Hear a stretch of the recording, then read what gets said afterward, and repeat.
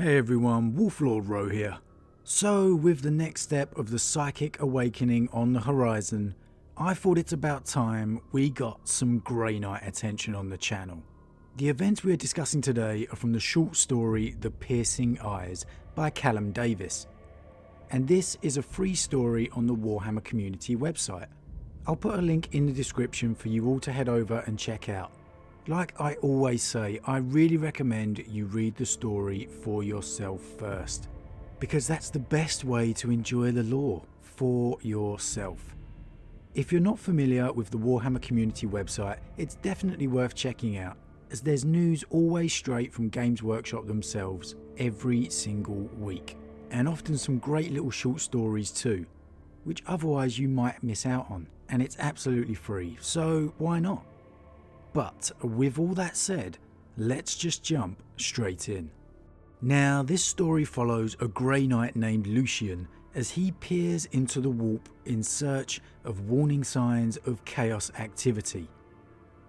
And as he sits in a mirror-walled chamber atop the silver pinnacle on Titan, candlelight bathing the room, he prepares himself mentally for the undertaking he's about to make. And though he's only 50 years old, his description makes it clear he looks far older. The toll of his work in the name of the Emperor. There's a fantastic line that describes him. His heavily cropped hair was as white as snow, and his eyes betrayed a life that had faced horrors that would drive mere mortals to suicidal insanity. The Grey Knights are almost an afterthought lately. The new Primarch Marines have kind of pushed them to the side, but it's fantastic little lines like that in the lore that really help you remember just what it is that makes the Grey Knights so special. Yes, all Space Marines face chaos when needed, but Grey Knights were made to do it, to seek out the demons and bring the Emperor's wrath. His eyes betrayed a life that had faced horrors that would drive mere mortals to suicidal insanity. Man, such a great line. So, with an adept kneeling next to him, quill and parchment at the ready, Lucian peers out into the warp, his mind racing to the planet of the sorcerers and more. Lucian felt a scratching in his mind. He paused. It could be one of them, he thought. Or it just could be the woman's quill on the parchment. He couldn't know. I see another world now, he said. He didn't speak in every vision every time. He didn't know what compelled him to sometimes. All he knew was that he did, and his adept knelt ready. A barren world, a near-empty desert punctuated by the ruins of a city destroyed long ago. I see the dust of burnt parchment carried by fierce sandstorms that rack the surface and wear down the remains of devastated pyramids. Pyramids that had once been this world's crown jewels. But then the vision shifted. He saw throngs of people gazing up in awe at a towering, winged warrior with skin of crimson. Tears of joy streamed down their faces, their hands clasped together as if in prayer. They beseeched and thanked and worshipped. Magnus the Red, Primarch of the 1,000 Suns, and by that description, he has returned to Prospero once more. A desert punctuated by ruins of a city destroyed long ago. It has to be Prospero. The image shifted again. He saw the same people, dead, in vast pits, dried blood encrusting their naked bodies, deep knife gashes in their necks.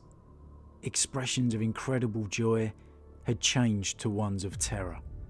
He saw apocalyptic war, phalanxes of azure and gold warriors firing bolt guns into fleeing civilians, and flocks of blade-winged demons terrorizing the spires of imperial buildings. I see death. Fire and blood everywhere, Lucian spoke again. Enormous demon engines rampage unopposed, tearing down buildings, goring and stampeding people to death. The screams and cries of the demon engine's victims are punctuated by the laughter and hoots of frolicking demons that run amok, setting fire to homes, chapels and cathedrals. Those who managed to avoid death at the hands of these monsters suddenly fell to the ground as they fled, before lurching back up. Lucian could hear their bones crack and snap as they spasmed unnaturally, contorting into horrifying positions.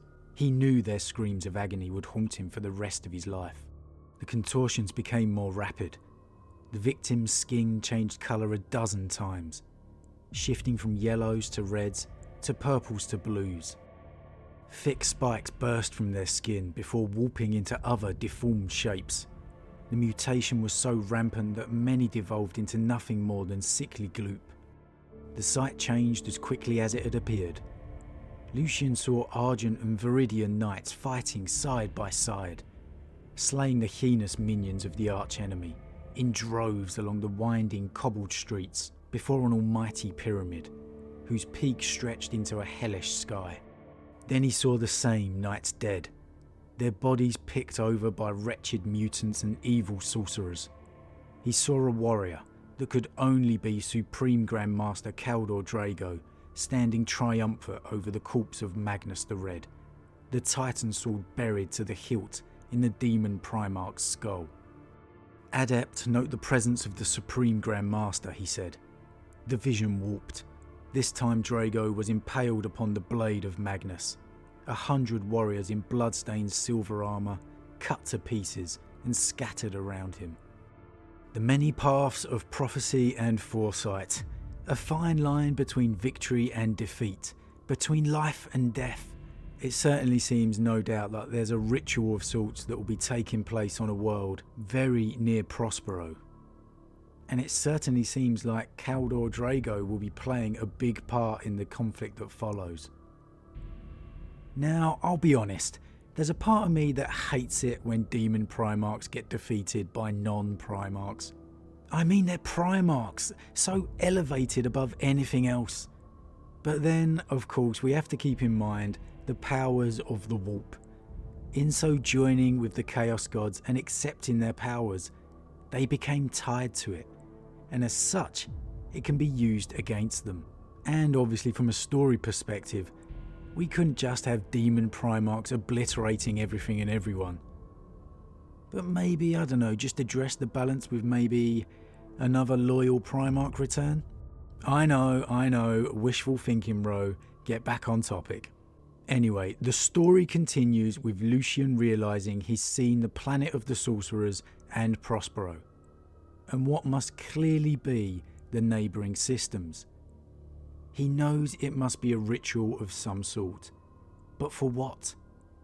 Before he can focus any further, he's assailed by more visions which are forced straight into his mind, preventing him from focusing on what he saw. But this isn't the first time Lucian has encountered such things, and he knows full well what he has encountered. I sense your presence, foe, he thought. Know that your efforts only point me closer to the truth. What you distract me from, I know you fear me knowing. Unless that is exactly what I wish you to believe, little knight, chortled a malicious voice. Lucian hesitated. Never before had a servant of the archenemy pierced his mind in such a way in this chamber. Oh snap, I think we all know that this is no mere servant of the enemy whose attention you have caught, Lucian. Reciting from the Canticle of Absolution, Lucian pushes himself mentally back into his visions, seeing the pits once again, but this time with knife-wielding priests. Fending off the maws of reaching warp demons, he watches still as they perform their foul sacrifice over and over again. Countless victims lost to the horror. You've seen much, little knight, said the voice returning, but you know not what you see. What is true? What is false? To the Lord of Change, all is both and neither. No despicable treachery will thwart us, Lucian called back. We are the Emperor's chosen. 9 individuals clad in armour of polished azure and gleaming gold, wearing high-horned helms and wielding long staffs stood in a circle. They each waved their hands in an identical fashion, weaving gusts of potent empyreic energies that seemed to flow from the pits, which filled with more and more corpses as time went by. The strain in their efforts was obvious, but not one wavered beneath the tension corralling so much raw power. Magnus the Red stood at their centre, resplendent in perfectly made golden armour. To look upon him, Lucian knew, was to look upon evil made manifest. Thick, powerful legs were at once vaguely humanoid, but ended in wickedly clawed feet. Vast wings stretched out behind him, as wide as those of a combat aircraft. Psychic power rolled thickly around his large, taloned hands. He manipulated it with casual concentration of a true master, with no doubt in their ability to create wonders beyond the wildest dreams of the uninitiated. Hatred burned in Lucian's heart. Monster. Traitor. We will have your head on a spike on Title's battlements if it takes us 10,000 years, he thought, clenching his palm so tightly that his nails pierced the skin. The voice chuckled. Such bitterness! Do you not feel the slightest twinge of awe? Do you not feel the seed of envy beginning to sprout? Just a little? For that you would be forgiven, little knight. The two divining qualities of Magnus the Red on display, his almost unmatched psychic power and his arrogance. His fall was tragic, and I've admitted before I felt genuine sympathy for him. But man, it's hard to feel sorry for him in the current 40k timeline. Lucian strains against the pressure exerted by Magnus. Any other beside a Grey Knight would most certainly have already been killed. But still, Lucian gathers as much detail as he can. He knows any and every scrap could be vital. What is all this for, he wondered. What evil will this make? What terrible harms will this cause? Lucian's eyes turned back to Magnus. His hatred demanded it. With all my heart, all my mind and all my soul, I wish death for you. Your memory shall be scoured from the galaxy, along with all your foul sons and pathetic minions. By the hands of the Grey Knights, this shall happen. Lucian stared. Magnus stared back. The demon Primarch's remaining eye bore into Lucian's soul. Adept, withdraw, Lucian managed to cry out, before the pain overwhelmed him, and everything went black. Lucian jerked open his eyes, breathing heavily. His hearts were pounding, his lungs pushed to extremes. He was lying on his back, drenched in freezing sweat and racked in searing pain. He gritted his teeth, trying to stand. He remembered the adept and looked around to where she had knelt.